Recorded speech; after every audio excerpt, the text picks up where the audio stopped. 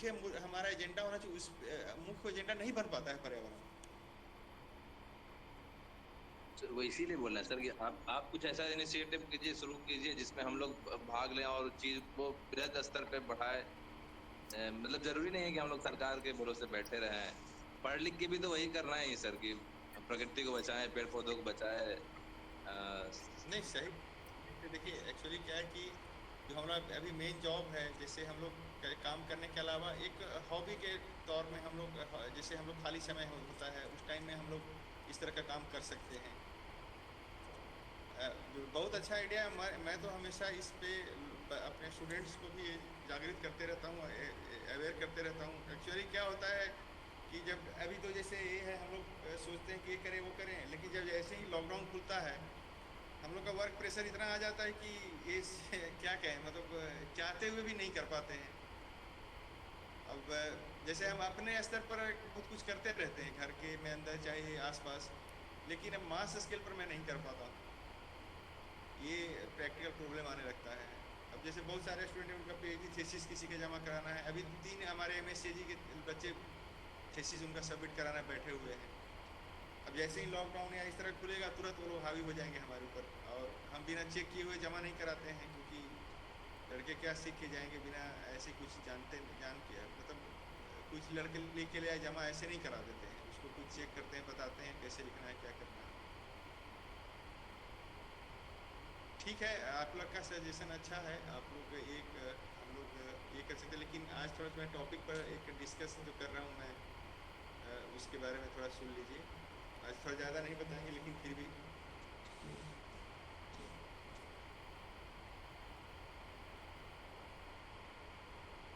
क्योंकि ये जो पर्यावरण, मैं यही कह रहा हूँ, जैसे आप कोर्स करिकुलम में शामिल किया जाए, नेशनल चैनल कहीं भी इस पे आए, एक मिनट,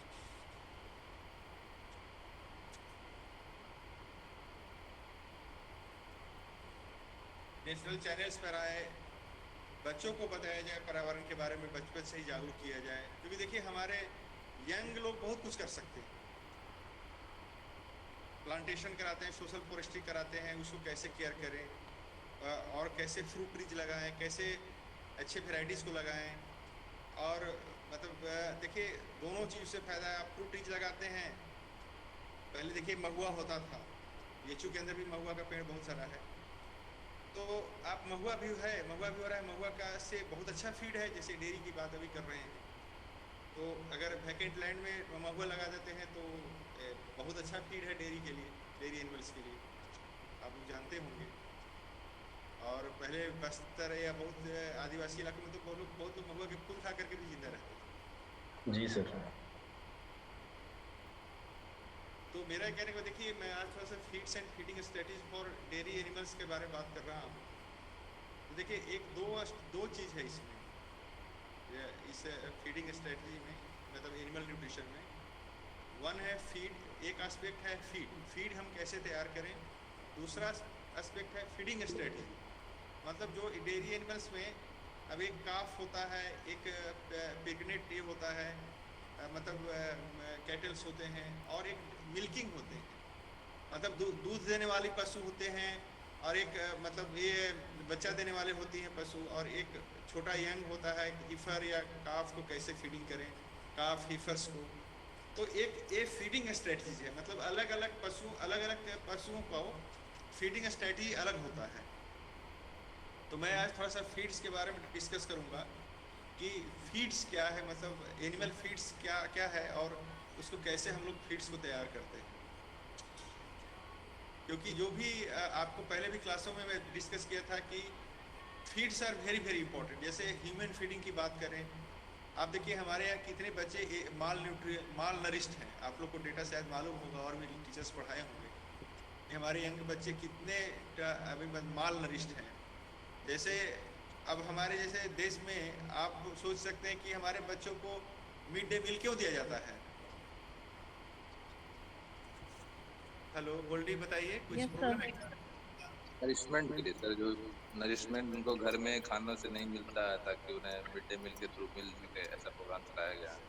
हाँ हाँ, जैसे वही कह रहे कि देखिए हमारे बच्चों को जो पढ़ना चाहिए था स्कूल में, पढ़ने के बजाय हम लोग मिड डे बनाते हैं, मिड डे मील खिलाते हैं, क्योंकि क्योंकि हम ये कह रहे हैं कि वो हमको लगता है कि आप लोग आपस में डिस्कस कर रहे हैं, लगता है कुछ। नो सर, वो हंगर को भी दूर करता है थोड़ा। कौन चीज? महुआ के बारे में बता। अच्छा अच्छा। महुआ के बारे में डिस्कस हो रहा था सर। महुआ जो है महुआ के बारे में लोग बोल रहे थे कि महुआ आज भी लोग खाते ही हैं, ऐसा नहीं है कि पहले खाते, तभी भी लोग खाते हैं, यूज में लेते हैं। हाँ नहीं, झारखंड और छत्तीसगढ़ में सर मिड डे मील के बारे में बोल रहे हैं सर। मिड डे मील तो एक है कि बच्चों जो मतलब बच्चों को दिया जाता है ताकि उनका जो नरिशमेंट नहीं फुलफिल हो पा रहा है खाने की जैसे, वो उसको स्कूल में मिल सके, और एक तरह से प्रलोभन भी है बच्चे ताकि जाएं स्कूल पढ़ने, दोनों चीजें हैं। नहीं, आप सोचिए आलोक जी कि आज तक हम लोग 75 ईयर्स हो गया, 70 ईयर्स, इतने ज़्यादा दिनों में हम लोग आज हमारा इंडिपेंडेंट हुआ, और हम बच्चों के एक मतलब पोषक तत्वों से भरपूर भोजन नहीं दे पाते हैं। अब आप सोचिए, वो बच्चों को तो घर में मिलना चाहिए था न्यूट्रिशियस फूड, वो स्कूल में आते हैं न्यूट्रिशियस फूड के लिए। तो कहने का मतलब कि देखिए कि माल नरिश्ड है, तो एनिमल फीड्स या ह्यूमन फीड्स, फीड का बहुत बड़ा इंपॉर्टेंट है, पूरा मेंटल डेवलपमेंट, पूरा साइकोलॉजिकल डेवलपमेंट, और पूरा उनका हेल्थ, स्पिरिचुअल। देखिए आप हेल्थ की बात करते हैं, मेंटल, स्पिरिचुअल, सभी हेल्थ की बात होनी चाहिए, मतलब पूरा एक ऑलराउंड पर्सनालिटी डेवलपमेंट। तो अगर फीड अच्छा नहीं होगा, अगर न्यूट्रिशियस फीड नहीं होगा, आज क्या हो रहा है, लोगों का पेट तो भर जा रहा है लेकिन उनको न्यूट्रिशियस फूड नहीं मिल रहा है। जो बैलेंस डाइट होना चाहिए था, जिसमें विटामिन्स भी होना चाहिए था, और प्रोटीन्स, कार्बोहाइड्रेट्स, विटामिन्स, मिनरल्स, ये तमाम चीज़ होना चाहिए, वो नहीं हो रहा है। कहने का मतलब बैलेंस डाइट नहीं मिलने से उनका हेल्दी डेवलपमेंट नहीं होता, फिजिकल ग्रोथ अच्छा नहीं होता। बहुत सारे बच्चे हमारे या तो ओवरवेट है या अंडरवेट है। आरूख जी आप भी देख रहे होंगे आसपास में, देखिए इवन अच्छे अच्छे घरों के बच्चे भी या तो कोई ओवरवेट है या क्या कोई अंडरवेट है। और कुछ तो हमारा मीडिया का भी ऐसा रोल है कि लोग इतना पतला दुबला दिखाने के चक्कर में बहुत बच्चे स्टार्व कंडीशन में रहते हैं, खाना बहुत कम खाते हैं ताकि हम मतलब हमारा बॉडी वेट ज़्यादा नहीं बढ़े। तो बहुत सारे जो सोसाइटी में एक क्या कहें, इस तरह के धारणाएं बन गया है कि जिसके कारण लोग मालनरिश्ड रहते हैं। खास करके यंग जो जितने भी जैसे आप लोग या मतलब आपसे ग्रेजुएट्स, अंडर ग्रेजुएट्स, हम बहुत सारे बच्चे देखते हैं जो कि एकदम बहुत उनका हालत ख़राब है, वो मालनरिश्ड है, या मतलब उनका बॉडी अंडरवेट है, बॉडी वेट है। क्यों? क्योंकि वो डेलीवेटरी उनको खाना है लेकिन वो खाना नहीं खाते हैं, एक टाइम खाएंगे, 2 टाइम खाएंगे, ताकि बट उससे खाना बैलेंस रहना चाहिए। लेकिन आप एक्सरसाइज करिए, कैलोरीफिक वैल्यू देखिए खाना का, जिससे फैट बढ़ता है वो चीज़ डाइट कम लीजिए। अदर चीज़ आप लीजिए, जैसे आप फ्रूट्स लीजिए, आप विटामिन्स लीजिए, आप मतलब जो वेजिटेबल्स लीजिए। अब जैसे आप थोड़ा चावल कम खा सकते हैं अगर बॉडी वेट कम करना है तो, या और भी चपाती कम से जिसमें कार्बोहाइड्रेट हुआ। ये अभी बताने जा रहे हैं कि कुछ जो एनिमल्स फीड में भी जो कार्बोहाइड्रेट, एनर्जी रिच जो फूड्स होते हैं, और कुछ जो होते हैं प्रोटीन रिच फूड होते हैं, कुछ फाइबर रिच फूड होते हैं। तो इस तरह से जैसे एनिमल फीड्स में भी रफेजेज होते हैं जिसमें कि फाइबर ज़्यादा होता है, टोटल डाइजेस्टेबल न्यूट्रिएंट, मतलब कोई फीड का क्वालिटी जो है हम लोग टोटल डाइजेस्टेबल न्यूट्रिएंट, TDN जिसको बोलते हैं, TDN से हम लोग ये करते हैं, अभी आपको दिखा रहे हैं। तो एनिमल फीड्स जैसे इम्पोर्टेंट है उससे। Hello sir, someone is getting, just let them join. Let them join. हाँ हाँ Yes sir. हाँ, सुनिए, बोलिए। हेलो सर कह रही है कि सर किसी को अलाउ करिए सर, कोई बोल रही हूँ allow करने की, कोई बेट कर रहा है। राहुल है यहाँ पर। सर रिक्वेस्ट एक्सेप्ट कर लेना है। राहुल ही लिंक है बनाया कर दिए हुए सर। तो करने वाला सिस्टम नहीं है। हो गया सर, हो गया सर, कंटिन्यू। ओके। सो कहने का मतलब जो एनर्जी, कुछ एनर्जी फीड होते हैं, तो जिसको जैसे आप मान लें कि एक्सरसाइज करके एनर्जी, जैसे जो कैलोरीफिक, हाई कैलोरीफिक वैल्यू वाले फूड फीड है, उसको कम करके आप अपना बॉडी वेट कम कर सकते हैं। लेकिन आप जैसे विटामिन्स, आप उस सब तरह की चीज़ों को अगर खाना बंद कर देंगे, जैसे जो विटामिन में रिच हैं, जो मिनरल्स में रिच हैं, तो फिर आपका जो क्या होगा कि आपका हेल्थ इशू आने लगेगा, आपको बहुत तरह के हेल्थ रिलेटेड इशूज आने जैसे खास करके हमारे बच्चियों को, अब बहुत सारे बच्ची जो है हमारे यहाँ, उनको आयरन रिच डाइट चाहिए। जैसे फीडिंग ऑफ, जैसे आप यहाँ पर अभी हम बता रहे थे कि प्रेग्नेंट काऊ का, मिल्किंग काऊ का अलग है, उस तरह से हमारे ह्यूमन बॉडी में भी जो बच्चियाँ हैं, जो माँ हैं, उनको आयरन रिच फूड खाना चाहिए। क्योंकि आयरन रिच फूड खाएंगे तो उनका जैसे ब्लड लॉस होते रहता है, मतलब हर एक मंथ में, तो वो ब्लड लॉस मेंटेन हो सकता है। तो इसलिए उनको आयरन रिच, जैसे साग, जैसे पालक के साग या चौलाई का साग, इसमें आयरन बहुत ज़्यादा होता है। तो ये फूड उनको मतलब डेली, मतलब सप्ताह में एक बार दो बार जरूर खाना चाहिए, ताकि उनको आयरन का कमी, जैसे आप दूध लेते हैं, आलोक जी जैसे दूध आप पी रहे हैं, तो आप दूध में गुड़ मिला लीजिए, गुड़ में आयरन होता है, तो एक गुड़ नेचुरल आयरन जिसको कह सकते हैं, या चीनी से अच्छा गुड़ खाना है। और गुड़ जैसे दूध में गुड़ मिला दिए तो उसी को रात में पी लीजिए 1 गिलास, तो आपको आयरन, बॉडी में आयरन का सप्लीमेंट होते रहेगा। आपको अलग से आयरन का गोली नहीं खाना पड़ता है। आप देखे होंगे गांव वगैरह में आयरन का गोली बांटा जाता है, कैल्शियम का गोली बांटा जाता है। क्यों जरूरत पड़ रहा है? क्योंकि अब कैल्शियम की बात कर रहे हैं। कैल्शियम अगर आप किसी के बॉडी कम हो रहा है तो वो जो ट्यूबरस क्रॉप है, जैसे आलू है, टर्निप है, जितने भी ये है, आपका गाजर है, मूली है, ये सब खाएं तो उसमें कैल्शियम मिल जाएगा। अगर आयरन कमी हो रहा है तो साग वाला जो पालक, स्पाइनेच या चौलाई, इस तरह के जो ये हैं, और तो मैं हनी भी बहुत तरह variety of products are there of course. तो मेरा ये कहने का मतलब है कि इस तरह के फूड जब आप नहीं खाएंगे तो आप हेल्थ को, मेरा सिद्धांत, मेरा ये कहना है आप लोग सभी बच्चों को कि we should must give the preventive care. मतलब हमको डॉक्टर के पास ना जाना पड़े, ऐसा खाना अपने डाइट को ऐसे आप कह लीजिए कि आपको डॉक्टर के यहाँ ना जाना पड़े। आप बैलेंस डाइट लेंगे तो आपको डॉक्टर के पास नहीं जाना पड़ेगा। जैसे चौलाई है, पालक है, आप छोटे से गमले में भी छोटे से छोटे पॉट्स बना करके भी उसमें लगा सकते हैं। आप नेचुरली होम ग्रोन भी कर सकते हैं। कहने का मतलब जैसे जो बच्चे हैं, जो हमारी माँ हैं, अगर वो इस सब तरह का चीज़ का थोड़ा ध्यान देंगी तो उनका बहुत सारा हेल्थ इशूज नहीं आएगा। आप देखेंगे मैक्सिमम हमारे यहाँ के माँ जो है, हमारे कंट्री में जो हमारी बच्चियाँ हैं या माँ हैं, उनमें आयरन का कमी रहता है, उन्हें ब्लड का कमी रहता है, एनीमिया रहता है। आप किसी का मैक्सिमम आप निकाल लीजिए, आप उनका परसेंट, आप ब्लड सैंपल करा के और उसका सर्वे कर लीजिए, उसका एनालिसिस, स्टैटिस्टिकल एनालिसिस कर लीजिए, आपको रिजल्ट आ जाएगा कि कितने परसेंट आपका ये है, उसमें एनीमिया है।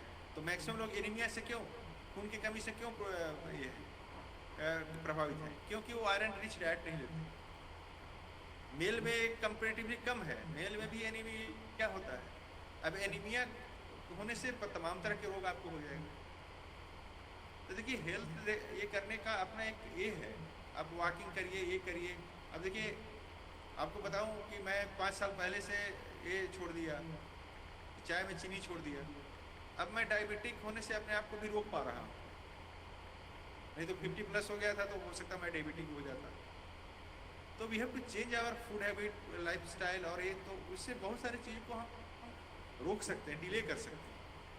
क्योंकि मॉडर्न डे कर्स है, आप जितना जैसे जो भी प्रोसेस्ड फूड और बाहर के चीज़ों का खानों का इस्तेमाल करेंगे जिसमें कि प्रिजर्वेटिव्स मिलाए जाते हैं, तो वो आपको शरीर में कहीं ना कहीं आपको नुकसान ही करेगा, जो न्यूट्रिएंट इम्बैलेंस होता है। अब यही चीज़ अगर जैसे आप, चूँकि एनिमल्स हैं, डेयरी भी एक तरह से, डेयरी कैटल्स क्या एक एनिमल्स ही हैं, तो एनिमल्स के अगर फीड का अगर अच्छे से ध्यान नहीं रखेंगे तो उनमें प्रेगनेंसी नहीं आएगा, और प्रेगनेंसी नहीं आएगा तो फार्मर्स को बहुत लॉस होता है। अगर 1 ईयर तक अगर प्रेगनेंसी नहीं आता है तो क्या होगा कि फार्मर को 1 साल तक उसको खाना तो खिलाते रहना पड़ेगा, खाना उसको देंगे लेकिन दैट इज अनप्रोडक्टिव। तो ये फीडिंग स्ट्रेटजी 2 पार्ट है जो कि इम्पोर्टेंट है, एक फीडिंग स्ट्रेटजी एंड एक फीड्स। और फीड अच्छा अगर मिल रहा है एनिमल को तो उसमें मिल्क भी आपको अच्छा मिलेगा, मिल्क यील्ड भी अच्छा मिलेगा, एनिमल का हेल्थ भी अच्छा रहेगा, उसको मतलब डॉक्टर्स के पास भी नहीं ले जाना पड़ेगा, प्लस आपका उसमें जो प्रोडक्टिव होगा तो आपका प्रॉफिटेबिलिटी बढ़ जाएगा। क्योंकि अनप्रोडक्टिव जो है, जो मतलब आपको दूध नहीं मिल रहा है, क्योंकि हम बेसिकली क्यों रखते हैं इंडिया में बेसिकली एनिमल्स, तो हम लोग दूध के लिए रखते हैं ज़्यादा, क्योंकि हम लोग के यहाँ बीफ वगैरह ये सब ज़्यादा खाने का प्रचलन नहीं है, तो इसलिए animal feed is very very important. तो फीडिंग जैसे ह्यूमन बीइंग के लिए फीडिंग की अभी बात की है कि हम लोग बैलेंस्ड अगर आप खाएंगे, आप सब चीज़ का ये करेंगे तो कभी भी ज़्यादा ओवर ईटिंग मत करिए।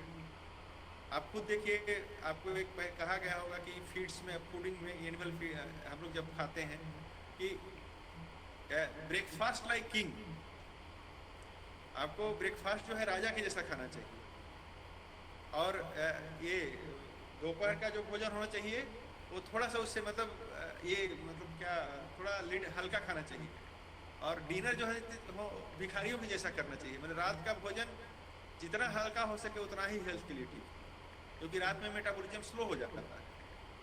दिन में एक्टिविटी चूंकि ज़्यादा होता है इसलिए मेटाबॉलिज्म फास्ट होता है। जैसे आप वॉकिंग करते हैं, जाते हैं, इधर उधर टहलते हैं, कुछ काम करते रहते हैं, तो दिन में मेटाबॉलिज्म फास्ट होता है, इसलिए दिन में बॉडी का रिक्वायरमेंट ज़्यादा है, तो आपको नेचुरली आपको ज़्यादा खाना पड़ेगा। तो ब्रेकफास्ट अच्छा लीजिए, ब्रेकफास्ट कभी आप स्किप मत करिए, ब्रेकफास्ट अच्छा लीजिए। दोपहर का खाना थोड़ा हल्का उससे लीजिए ब्रेकफास्ट से, और रात का खाना एकदम हल्का लीजिए, लाइट लीजिए।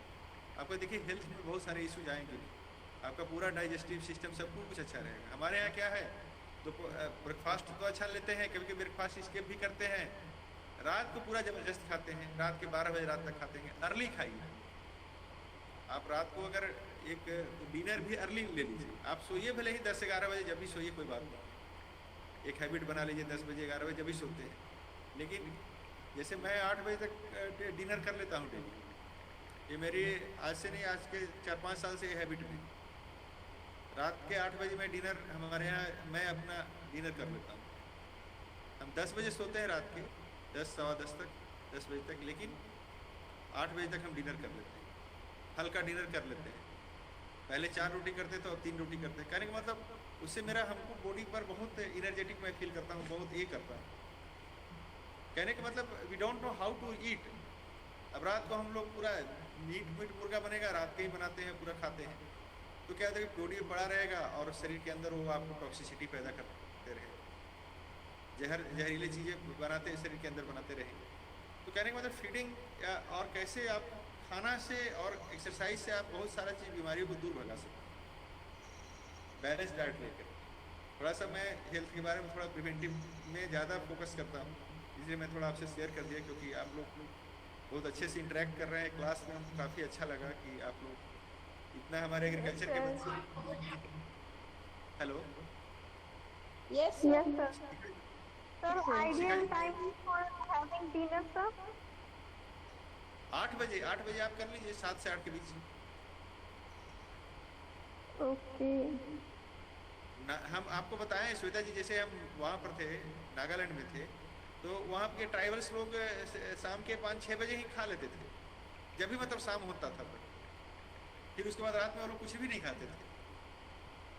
जैन धर्म के संत लोग भी 6 बजे तक खा लेते हैं, सूर्य ढलने से पहले ही खा लेते हैं। हाँ, जैन धर्म में ये मानना है कि सूर्य के ढलने से पूर्व ही भोजन रात्रि का ग्रहण कर लें। राइट। तो देखिए अभी श्वेता जी कह रही कि क्या आइडियल टाइम होना चाहिए। देखिए बहुत लोग, आप लोग बहुत से लोग, इतने सारे बच्चे नहीं जानते हैं कि कैसे डिनर किया जाए, कब किया जाए। अब देखिए 7 से 8 आप 7 to 8 अगर आप डिनर कर लेते हैं तो आप देखिए आपका डाइजेस्टिव सिस्टम बहुत ही अच्छा रहेगा। कोई भी जैसे मतलब इनडाइजेशन का, और जैसे कॉन्स्टिपेशन क्यों होता है, क्योंकि डाइजेस्ट नहीं होता है तो कॉन्स्टिपेशन होगा, कॉन्स्टिपेशन होगा तो गैस फॉर्मेशन होगा। ये सब एक दूसरे से लिंक है। गैस फॉर्म होगा तो बीपी बढ़ेगा, चाहे और भी तमाम तरह का प्रॉब्लम बढ़ेगा। तो इसलिए आप लोग, अब जैसे श्वेता जी चाहे और बहुत सारे लोग नहीं जानते अब क्या आइडियल टाइम होना चाहिए। अब ये देखिए डिसाइड करिए आप। हमारे 8 बजे तक सब बन जाता है, हमारी मैडम भी बना देती कि नहीं भाई 8 बजे खाते हैं, इनके लिए बना दीजिए 2 रोटी सब्जी, जो कुछ भी हल्का है, आधा गिलास दूध ले लिए, थोड़ा सा सब्जी ले लिए, थोड़ा 2-3 रोटी ले ली, बस हो गया। सर शाम में खा लेने के बाद रात में भूख लग जाएगा तो फिर भूखे रह जाना चाहिए। नहीं, ऐसा कुछ समझ लीजिए कि मैं रात को नहीं भूख लगता है, 8 बजे नहीं, मैं खाता मतलब हूँ। मैं जनरल पूछ रही हूँ, जैसे कि मैं अगर 7 बजे खा लूँ तो 10 बजे फिर भूख लग जाएगी, तो फिर वैसे में भूखे रहना भी तो ठीक नहीं है ना। 10 बजे सो जाना है ना। 10 बजे सो जाना है। Hello, okay sir. जैसे हमारे हेल्थ वाले क्लास में पढ़ाया गया था सर कि hardly late to late maximum 10 बजे तक आप बेड को चले जाइए। हाँ, नहीं वही कह रहे थे, 10 बजे तक मैं चला जाता हूँ। और 4:35 तक मैं उठ जाता हूँ। ओके। देखिए क्या है मैं देखिए बुरा मत मानिए आलोक जी, जैसे हमारे यहाँ क्या हो गया है कि एक बहुत ही सारे ऐसे सारे मिथक हमारे देश के अंदर और हमारे लोगों के अंदर पैदा हो गया कि जो लेट से उठते हैं बहुत बड़ा आदमी होता है, बहुत ही ये है, मतलब बहुत सारे चीज़ जो बाहर का खाना खाते हैं दे आर ग्रेट। बहुत सारा चीज़ जो हमारे यहाँ सोसाइटी में एक क्या कहें फॉल्स नैरेटिव आ गया है, जी जिसके जी कारण हम लोग बहुत परेशान हैं मेरे मित्र। सही बात है।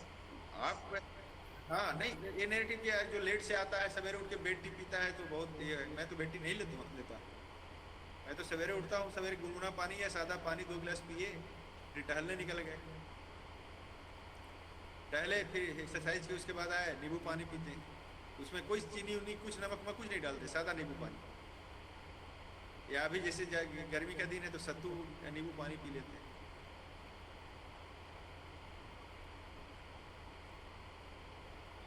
तो हमारा ये कहने का मतलब है कि देखिए बहुत सारे फाल्स नैरेटिव है। जैसे आप ऐसा नहीं कि जैसे हम 10 बजे सो जाते तो ऐसा नहीं कि हम काम नहीं कर पाते, हम दिन भर पूरा 5 से रात के 10 बजे तक पूरा जम के काम करते रहते, पढ़ाई लिखाई का और भी सब काम करते रहते हैं। तो ये नहीं कि लेट नाइट आप जग रहे हैं तो बहुत पढ़ लेंगे, it is not like that. क्या 12 बजे 1 बजे रात तक जग रहे हैं तो बहुत पढ़ लेंगे, अब वही बल्कि 4:30 में उठ करके पढ़िए, 4:30 में 5 में आप फ्रेश होकर के पढ़िए। आप देखिए 2 घंटा पढ़िए, मैं वही वो मेरा टाइम बहुत इंपॉर्टेंट होता है, 2 घंटा वहाँ मैं बहुत अच्छे से कंसंट्रेट कर पाता था। लेकिन तो उसमें नींद बहुत ज्यादा आता है। नहीं अमित जी, नींद इसलिए आती है ना कि नींद उस समय आपका नींद पूरा नहीं हुआ हो रहता है। नहीं सर 10 बजे की रात नींद में आपको- खाना ज्यादा खा लेने से सवेरे नींद आता है सर, रात में ढेर खा लेता है तो सवेरे नींद आएगा नहीं। नहीं अब सब नहीं, खाना आप बहुत सब- कम खाते हैं, मात्र 2 रोटी मेरा खुराक है और आधा नहीं ठीक है, गिलास नहीं अमित जी नहीं, उसका क्या है कि नींद पूरा नहीं होता है। 10 बजे से आप अगर 5 बजे तक नींद सो लेंगे, 10 बजे से 5 7 घंटा, तो आपको नींद पूरा हो जाएगा। आप देखिएगा हमको नींद का प्रॉब्लम नहीं आता है, 5 बजे के बाद फिर नींद का ये नहीं आता है। ऐसे सर 5:30-6 बजे तक कभी-कभी उठते हैं, ऐसा होता है। 5:30 बजे। वही बात दिक्कत लेकिन नहीं है, 4 बजे 5:30 6 बजे तक से भी पढ़ने का तो नहीं कर पाते हैं सर।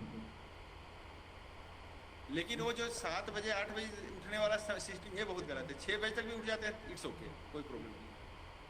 लेकिन 7 बजे 8 बजे वाले जो ये है, जैसे अभी कह रहे थे आलोक जी, 4 बजे से बोल रहे थे ना पढ़ने के लिए, तो वो तो नींद आता है सर, कितना कोशिश करते उठ जाते हैं लेकिन उस समय नींद आता है बहुत ज्यादा।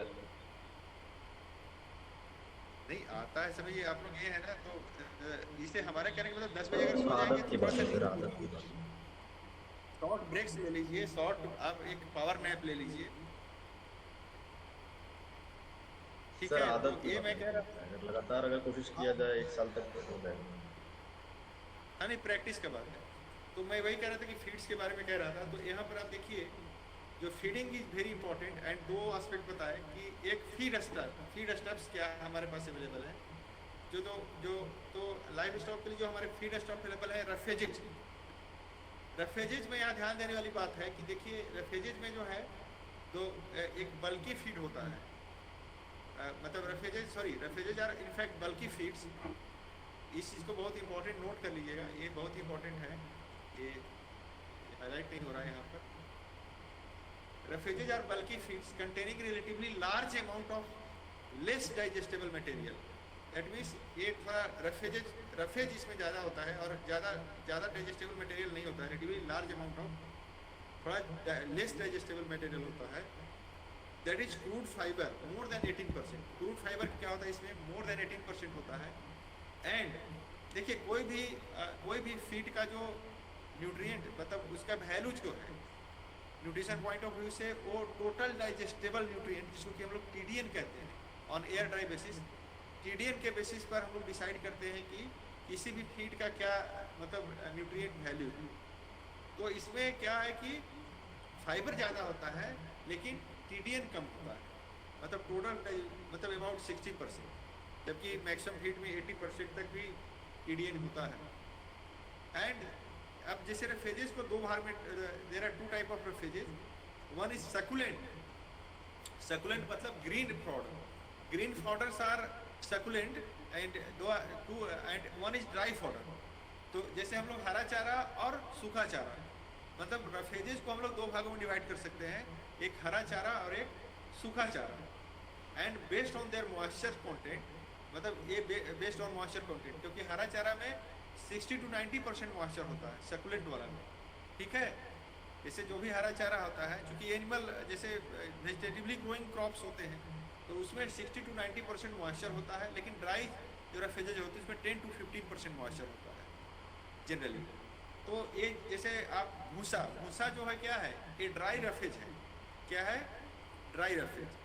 और जो ग्रीन फॉडर क्या है, वो सकुलेंट्स है, वो है हरा चारा के, उसमें 60 to 90% मॉइस्चर होता है। For the sake of convenience, succulent feeds are again classified into succulent feeds जो है फिर और भी फर्दर आप क्लासीफाई कर सकते हैं।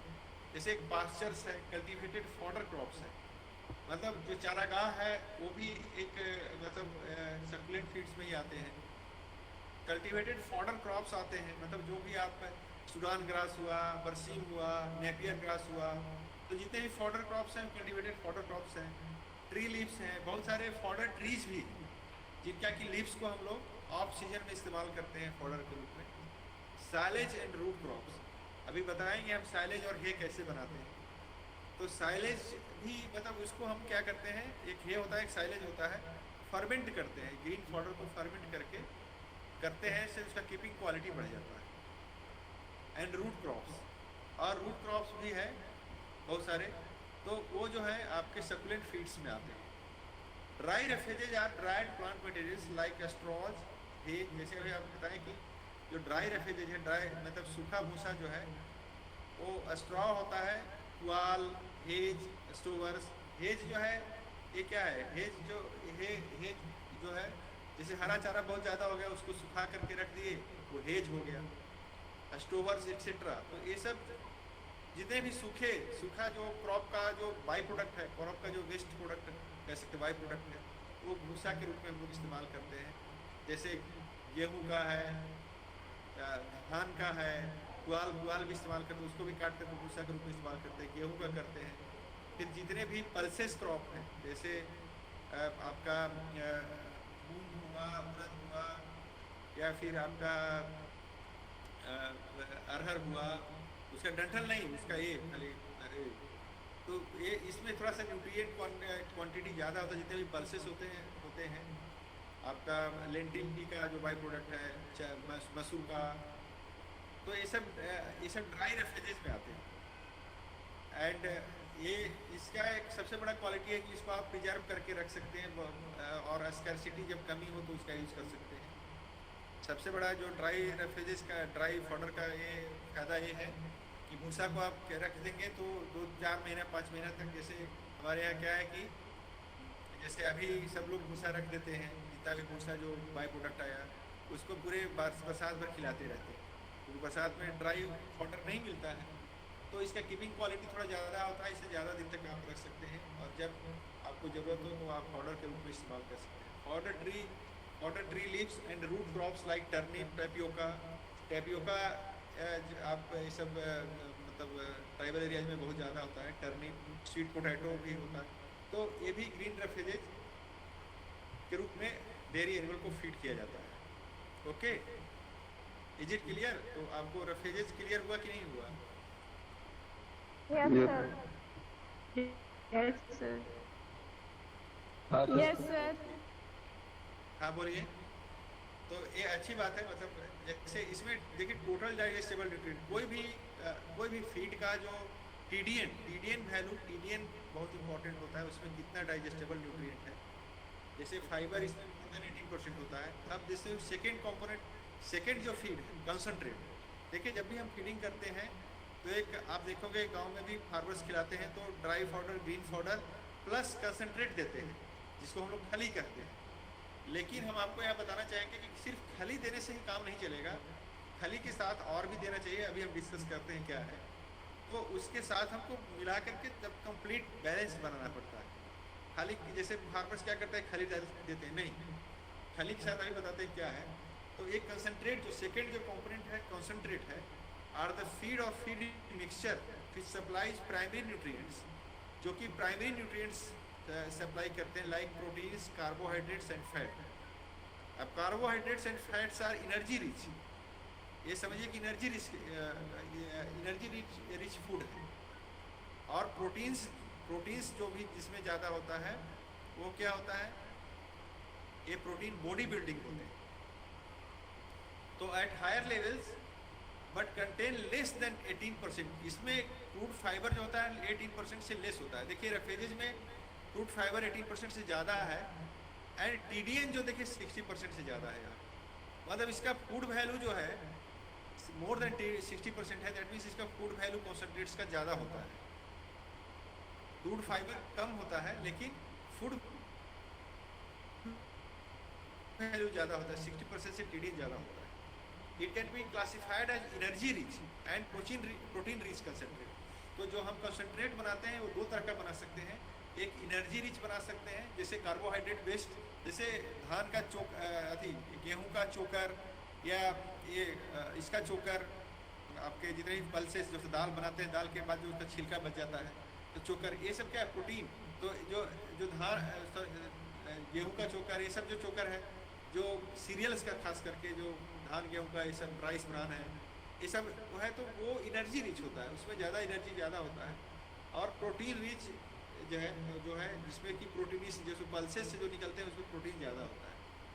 The crude protein is less than 18% in energy concentrates, मतलब एनर्जी कंसनट्रेट्स में जो है क्रूड प्रोटीन 18% से कम होता है, लेकिन प्रोटीन रिच कॉन्सेंट्रेट में जो क्रूड प्रोटीन 18% से ज़्यादा होता है। तो ये क्लासिफिकेशन अच्छे से समझ लीजिए, क्योंकि क्रूड प्रोटीन के बेसिस पर यहाँ पर TDP total digestible crude protein के बेसिस पर कॉन्सेंट्रेट को क्लासिफाई किया जाता है। तो जो कार्बोहाइड्रेट रिच होते हैं, जो एनर्जी रिच होते हैं, उसमें total crude protein less than 18% होते हैं, जबकि जो आपका ए होता है 18% से ज़्यादा होता है जो प्रोटीन रिच कॉन्सेंट्रेट होता है। इज इट क्लियर कॉन्सेंट्रेट आपको?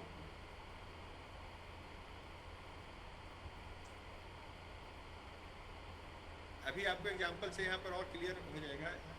एनर्जी रिच कॉन्सेंट्रेट ये इंक्लूड करता है, इसमें एनर्जी रिच कॉन्सेंट्रेट्स में मेज, barley, rice, oats and millets.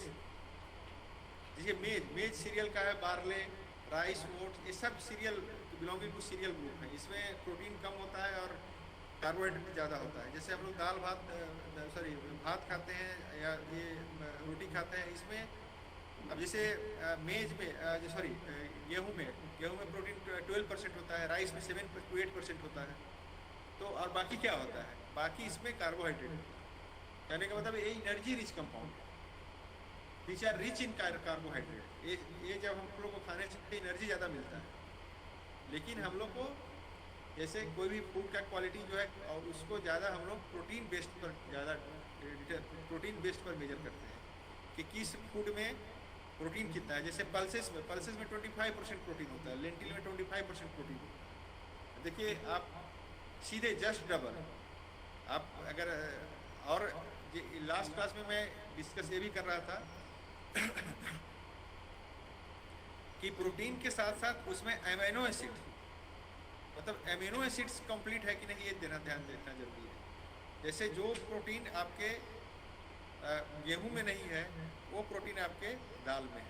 इसलिए दाल और गेहूं जब हम लोग खाते हैं तो कंप्लीट अमीनो एसिड का हमको मिल जाता है, जो हमारे एक ह्यूमन बॉडी को रिक्वायरमेंट होता है, वो कंप्लीट अमीनो एसिड मिलना चाहिए। इसीलिए खाली भात या खाली रोटी खाने से नहीं होगा। इसलिए दाल रोटी हमारे यहाँ शुरू से बहुत सालों से, हज़ारों साल से चलते आ रहा है, क्योंकि एक कंप्लीट अमीनो एसिड हमको देता है, कंप्लीट फूड देता है। खास करके जब हम प्रोटीन के बेसिस पर ये करें तो ये जितने भी है milled by products, bran, rice bran, wheat bran, ये चोकर जो है, फ्लावर, हल, पॉलिशर्स से जो polishing, ETC are also as a part of concentrate mixture and are also included under the category. तो ये सब जितने भी गेहूं का चोकर है, आप खड़ा भी दे सकते हैं, मेज खड़ा भी दे सकते हैं, बार्ले, राइस, ये सब भी दे सकते हैं। साथ साथ में इसका बाई प्रोडक्ट भी दे सकते हैं, जैसे आप ये करके भी उसका चोकर भी बना देते हैं। बिसाइड्स मोलासेस जो है आपका ये शुगर केन इंडस्ट्री का बाई प्रोडक्ट है molasses, the by products of sugar factories, molasses भी आप दे सकते हैं। Can be use in feeds as binding agent for pelletization which increases the palatability of and energy contents of the diet. तो molasses को भी देने से बाइंडिंग कैपेसिटी बढ़ जाता है और पेलेटिलाइजेशन होता है। तो ये आपके एनर्जी रिच फूड्स आप बना सकते हैं, आप अपने से भी बना सकते हैं और उनको देना चाहिए। और प्रोटीन रिच जैसे जो भी फूड है, now protein rich concentrates, so protein rich can be classified into two categories. One is plant origin, animal origin, और marine avian origin। तो ये जो है प्लांट ओरिजिन भी हो सकता है, एनिमल ओरिजिन भी हो सकता है, मरीन ओरिजिन हो सकता है, और एवियन मतलब फीडर, मील, हैचरी वेस्ट, ये सब भी जो है एवियन मतलब जो आपके पक्षी इसको एवियन रिलेटेड विथ ये पक्षी से संबंधित है। तो इसमें प्लांट ओरिजिन में सबसे इम्पोर्टेंट जो है आपका जो plant origin are important plant protein supplements, oil seed feed, जैसे हम लोग खली कहते हैं, जिसको खली आप कहते हैं कि ग्राउंडनट, कॉटन, तेल निकालने के बाद जो खली बच जाता है वो oil seed cakes are very good source of protein rich concentrate. Okay, and besides that pulses can be used for livestock feeding, but cost is a barrier. Direct pulses तो नहीं, फार्मर्स ये करते हैं कि भाई खाने के लिए दाल नहीं मिल रहा है तो कहाँ से फीड के रूप में इस्तेमाल करेंगे।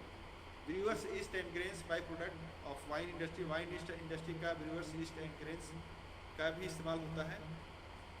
Can be use protein supplement. Then animal origin, slaughter house से जितने भी जैसे मीट, ब्लड मील, बोन्स, ये सबको भी ड्राई पूरा पीस करके पाउडर फॉर्म में करके मिला करके कॉन्सेंट्रेट फीड भी बनाया जाता है। अब हम लोग नहीं जानते हैं, लेकिन ये सब भी जो एनिमल को खिलाया जाता है, क्योंकि तभी उनका मतलब कंप्लीट फूड बन पाता है। ब्लड मिल जो स्लॉटर हाउस से जो ब्लड निकलता है उसका मिल्क, उसके ब्लड उसको मीट, ये सबको भी दिया जाता है मिला करके। एनिमल ओरिजिन से भी कॉन्सेंट्रेट फीड बनाया जाता है। मरीन जो समुद्री फिश से है, एल्गी है, उससे भी लाइव स्टॉक फीड बनाया जाता है। ये हुआ ये प्रोटीन, ये जो आपका हुआ सेकेंड वन जो एनर्जी रिच कॉन्सेंट्रेट हुआ। And third group is your in this one see, third one is your food feed supplement. So besides protein rich making this energy protein, feed supplements are also important, and those are your mineral supplement, especially this vitamin supplement, mineral mixture like zinc sulfate, copper sulfate supplements। तो ये आपको मतलब ISI has recommended the mineral mixture for feeding of dairy, cattle and poultry। तो उन्होंने recommend किया है Indian standard organisation जो है। तो mineral mixture are marketed under different trade names. वो मिनरल मिक्सचर भी ट्रेड नेम अलग अलग नाम से मिलता है, जिसमें कि साल्ट, जैसे आप देखें वही कॉमन साल्ट हम लोग देते हैं, लेकिन कॉमन साल्ट से ही खाली सिर्फ काम नहीं चलेगा। Calcium carbonate, zinc sulphate, copper sulphate supplements भी मिनरल सप्लीमेंट्स इंप्रूव करता है। और साथ साथ vitamins are very important, like various vitamin supplements for poultry, pigs and cattle are marketed in India under different trade names like Rovimix for cattle, AB2, B3 for poultry। मतलब poultry के लिए भी vitamin अलग होते हैं, kettles के लिए अलग विटामिन होते हैं, वो अलग मार्केट नाम से होते हैं। तो फीड से mineral supplements and feed additives. Feed additives भी बहुत इंपॉर्टेंट है। Several feed additives like hormones, antibiotic, enzymes. तो एडिटिव्स में बेसिकली हार्मोन्स, एंटीबायोटिक, एंजाइम्स भी दिए जाते हैं, प्रोबायोटिक्स दिए जाते हैं, ताकि एनिमल का जनरल जैसे किसी का अच्छा ग्रोथ नहीं हो रहा है तो हार्मोन का फीड एडिटिव देने से, एंटीबायोटिक खास करके पोल्ट्री में एंटीबायोटिक फीडिंग किया जाता है ताकि उनको रोग नहीं लगे। एंजाइम्स दिया जाता है ताकि उनका मतलब डाइजेशन अच्छा हो, प्रोबायोटिक्स दिया जाता है। इन लाइफ स्टॉक फीड है ये growth promoter and to increase the milk secretion. Milk secretion भी बढ़ता है और ग्रोथ भी बढ़ता है। Though the recently some parts some objections, लेकिन कुछ लोग इस जो खास करके हार्मोन्स वगैरह को यूज करने के लिए मना करते हैं कि मतलब ये थोड़ा सा it is not natural because आप ये कर रहे हैं तो ये सब आपको फीड मतलब फीड कैसे तैयार करें, क्या क्या फीड्स में होने चाहिए, मिनरल्स होने चाहिए, विटामिन्स होने चाहिए, प्रोटीन्स, कार्बोहाइड्रेट्स, रेफ्रिजेज, ये सब होने चाहिए। इसके बाद जो नेक्स्ट पार्ट आता है फीडिंग मैनेजमेंट, वो नेक्स्ट क्लास में मैं डिस्कस करूँगा। तो आज आपको इतना ही आप लोग को ये करते हैं। तो आज का आप लोगों का क्लास कैसा लगा, ठीक रहा? Yes sir. जी सर। Yes sir. चलिए, थैंक यू सो मच आपका फीडबैक